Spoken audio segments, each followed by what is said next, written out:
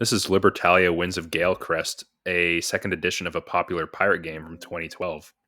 When you open the box, you'll notice that all the components are divided by player, making it easier for setup.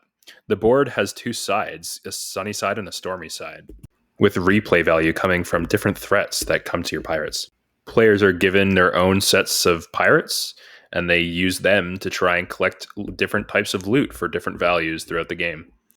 Some of these loot tiles can be traded in for money, which is the win condition of the game. Some cards both give and take doubloons, and you keep some for the beginning of the next round.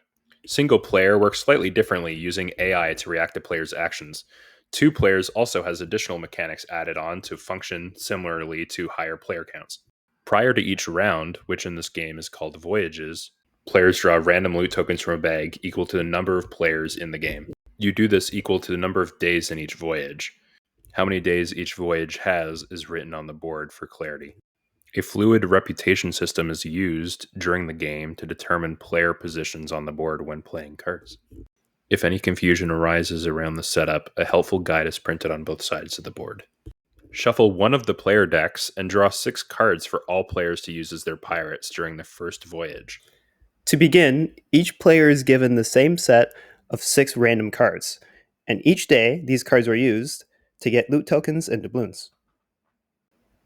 At the end of a voyage, you tally up all doubloons received and put the number on the treasure tracker. All remaining cards must be placed on the graveyard. Voyage 2, you receive 6 new cards and keep all cards that were not played the previous round.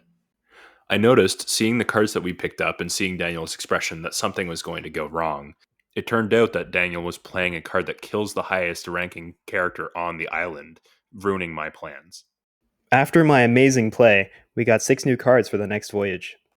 Once Voyage 3 ends, just like the rest, you collect all of your doubloons and tally up your score. Once you've done that, you figure out who has won. This is just a quick guide, so if you have any uncertainties, you can go to Board Game Geek for clarity on the rules of Libertalia.